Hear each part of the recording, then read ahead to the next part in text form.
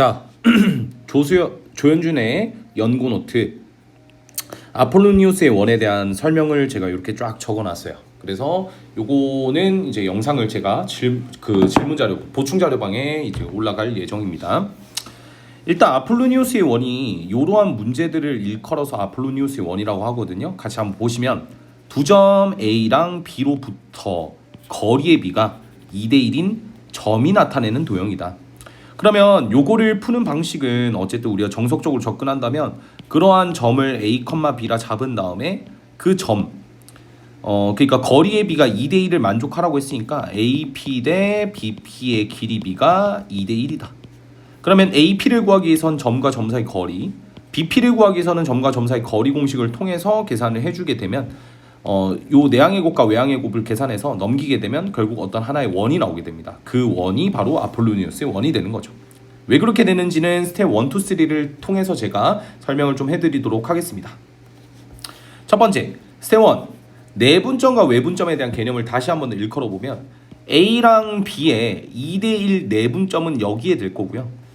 A랑 B의 2대1 외분점은 바깥쪽에 있어서 2대1을 유지를 하고 있다라고 보시면 돼요. 그러면 이 내분점과 관련되어 있는 내용들이 내분점, 외분점과 관련되어 있는 내용들이 이런 각의 이등분선이라는 걸 살펴봐야 돼요. 각의 이등분선. 근데 이거는 어떤 각의 이등분선이냐면 내각의 이등분선이 되겠죠. 그래서 외각의 이등분선도 하나 잡아봅시다. 예를 들어서 여기를 A, 여기를 뭐 B라고 하고 뭐 여기를 P라고 잡을게요. 여기가 A, 여기가 B라고 하고 여기를 뭐 C라고 잡아볼까? 여기도 그냥 C라고 할게요. 그러면 여기서 이 삼각형의 외곽은 바깥쪽을 향하니까 이쪽으로 갈 거고, 그죠? 이게 외곽이 될 거고, 이등분선이란 건 이 각의 이등분이라는 거야. 그래서 이렇게 선을 그어주면 되고, 그죠? 선을 그어주면 그러면 이제 요 각도랑 여기도 이렇게 색칠할게요. 요 각도랑 요 각도가 같아지는 어쨌든 그런 게 있을 거고, 얘도 이렇게 연장해서 여기를 점을 잡읍시다.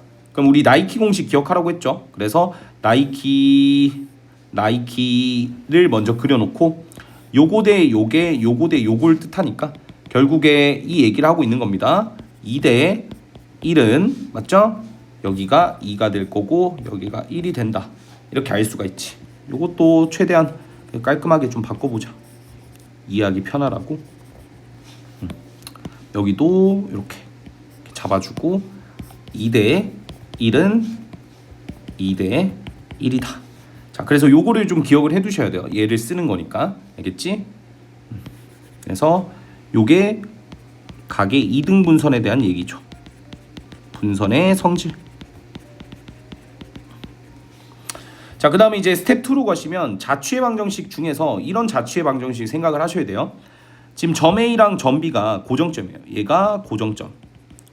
그리고 여기 가운데 있는 P라는 녀석 보이시죠? 요 P가 움직이는 점이라 해서 동점이라 잡겠습니다.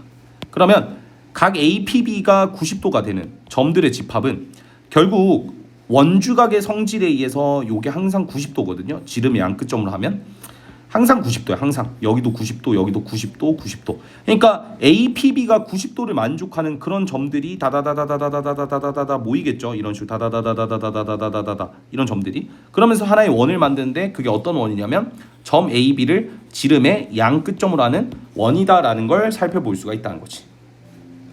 그러니까 이것까지 기억을 좀 해주셔야 이제 스텝 3에서 다 이해가 될 거예요. 그럼 스텝 3 결론적으로 A랑 B를 거리의 B가 2대1이 되도록 하는 점이 나타낸 도형이라고 얘기를 했잖아요. 그러면 당연히 A와 B의 2대1 내분점을 생각할 수도 있을 거고 그리고 A와 B의 2대1 외분점 또한 거리의 B가 2대1이 되는 걸 알 수가 있겠죠. 어쨌든 우리가 지금 AP 대 BP가 2대1이기만 하면 되기 때문에 근데 여기랑 여기 즉 한 직선상에만 있는 게 아니라 지금처럼 P처럼 어떤 평면상에서도 요 길이랑 요 길이 B가 2대1이 될 수도 있고 그지? 그 다음에 여기 어떤 점이 있더라도 요 길이랑 요 길이가 2대1 여기 점도 2대1 그런 점들이 무수히 많이 찍히겠죠. 그게 어떻게 뭘 이룰지는 모르겠지만 여기도 뭐 2대1 이런 식으로 이루고 있겠지.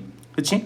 근데 2대1을 딱 보자마자 우리가 딱 드는 생각 뭐였냐면 점 P를 기준해서 내가 A랑 B에다가 이렇게 선을 연결했더니 얘가 지금 2대1이니까 사실은 얘도 지금 2대 1이잖아요. 그러면 여기 점과 요 점을 이렇게 연결시키면 결국 여기가 각의 2등분선일 수밖에 없다라는 거지. 왜냐하면 여기도 2대 1, 여기도 2대 1이니까 당연히 요 선은 각의 2등분선이란 거야.